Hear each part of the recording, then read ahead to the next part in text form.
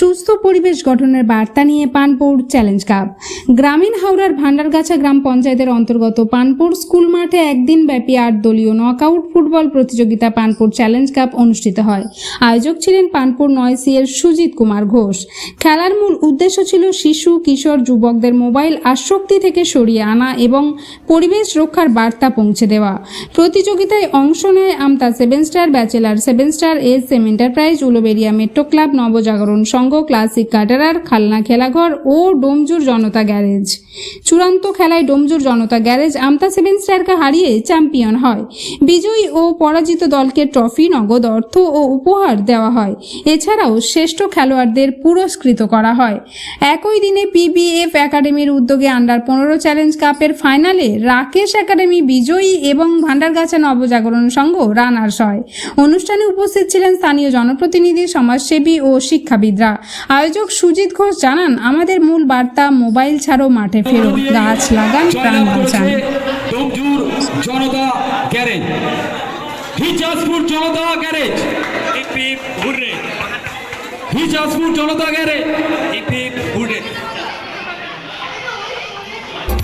যোগ্য করে খেলার যোগ্য করে তুলেছেন সেই সকল ছোট্ট ছোট্ট PBF। নমস্কার, আমি 9C পক্ষ থেকে বলছি। আজকে আমাদের এই যে খেলাটি অনুষ্ঠিত হলো, আমরা কিছু বছর লকডাউনের পর থেকে আমরা খেলাটি চালাতে সক্ষম হয়েছিলাম না। পরিবেশ যখন স্বাভাবিক হলো, তো আমরা আবার সেই সমস্ত ছেলেদেরকে মাঠে ফেরানোর জন্য আমরা এখানেতে সকলকে ডেকেছি এবং প্রত্যেকে সহযোগিতা আমাদেরকে করেছেন।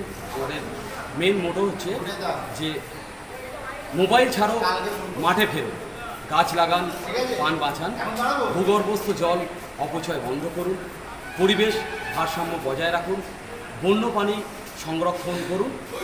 আর যে সমস্ত ছোট্ট ছোট্ট শিশুরা আমরা দেখছি যে মোবাইলে এখন আসক্ত হয়ে পড়েছে, তো সেটাকে আমরা একেবারে নির্মূল করার চেষ্টা করছি, যাতে করে আগামী উজ্জ্বল ভবিষ্যৎ গড়ে তুলতে পারি। এটাই আমাদের একটা মোটো। তো আমরা চাইছি এখানে একটা আমরা একাডেমি খোলার চেষ্টা করেছি এবং একাডেমি তৈরি হয়েছে, যেখানে ফ্রিতে আমরা পরিষেবা দেব। আর এই 9Cর যে উদ্যোগ, আমরা সকলকে সাধুবাদ জানাই। যে পরিকল্পিতভাবে আমাদের এই সুন্দর অনুষ্ঠানটি পরিচালনা এবং সর্ব সাফল্যতা আমরা পেলাম, এবং সমস্ত দর্শক যারা দীর্ঘক্ষণ ধরে আমাদের এই আসন গ্রহণ করে রোদ উপেক্ষা করে ছিলেন, তাদেরকেও আমরা অভিনন্দন জানাবো। এবং আপনারা দেখেছেন এখানে বিশিষ্ট ব্যক্তিবর্গরাও আমাদের উপস্থিত হয়েছিলেন, সকলকে আমরা অভিনন্দন জানাচ্ছি। আপনার নাম? আমার নাম সুজিত কুমার ঘোষ। আপনি? আমি এই 9Cর প্রধান উদ্যোক্তা। আর আমাদের প্রিয় ভাই ভোলা এবং এই ভুটাই, আর আমাদের লক্ষ্মীকান্ত টাট মহাশয়, উনি এখন উপস্থিত হতে পারেননি, আর আমাদের গৌতম বেরা রয়েছেন, এছাড়াও সকলেই আমাদের রয়েছেন। আর উৎসব ভোঁড় মহাশয় ও আমাদের একজন বিশিষ্ট খেলোয়াড় এবং আমাদের এই যে খেলাটার হতে আমাদের সহযোগিতার হাত বাড়িয়ে দিয়েছে। সকলকে আমি ধন্যবাদ জানাই।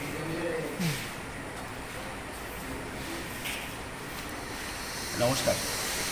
যখন সমাজ এক ক্যান্সার রোগে সম্পন্ন মারাত্মক ব্যাধিতে আক্রান্ত, অপর সংস্কৃতিতে সমাজ যেতে বসেছে, সেই সময় এই 9Cর যে উদ্যোগ, আমি সাধুবাদ জানাই।